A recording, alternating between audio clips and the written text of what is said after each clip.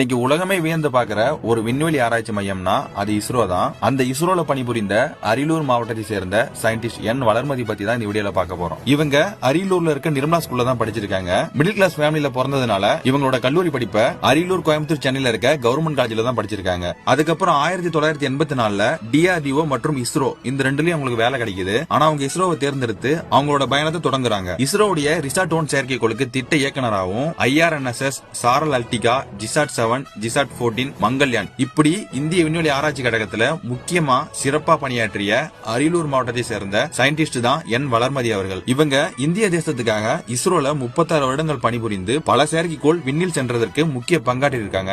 அது மட்டும் இல்லங்க, 2015ல முதல் அப்துல் கலாம் விருது பெற்ற பெண் விஞ்ஞானி என் வளர்மதி அவர்கள் தான். அதுக்கப்புறம் 2017ல தி ஹிந்து நியூஸ் பேப்பருடைய தமிழ் திரு விருதும் வாங்கியிருக்காங்க. நமக்கு தெரிஞ்சதெல்லாம் இஸ்ரோல சாதித்த தமிழர்கள் யார் யாருன்னு கேட்டா, சந்திராயன் 1க்கு மயில்சாமி அண்ணாதுரை சொல்லுவோம், சந்திராயன் 2க்கு வனிதா முத்தையா, சந்திராயன் 3க்கு வீரமுத்துவேல், மங்கள்யானுக்கு சுப்பையா அருணன். இதெல்லாம் தாண்டி ரிசார்ட் 1 செயற்கைக்கோளுக்கு திட்ட இயக்குனரா இருந்தவங்க தான் நம்ம அரியலூர் மாவட்டத்தை சேர்ந்த என் வளர்மதி அவர்கள். இது ரொம்பவே பெருமைப்பட வேண்டிய ஒரு விஷயங்க. நம்ம அரியலூர் மாவட்டத்துல பிறந்து இன்னைக்கு உலகமே வியந்து பாக்குற இஸ்ரோல திட்ட இயக்குனராகவும் பல செயற்கைக்கோளுக்கு முக்கிய பங்கு வகிச்சிருக்காங்க. இது தமிழ்நாய் பிறந்த ஒவ்வொருவரும் பெருமைப்பட வேண்டிய ஒரு விஷயம்.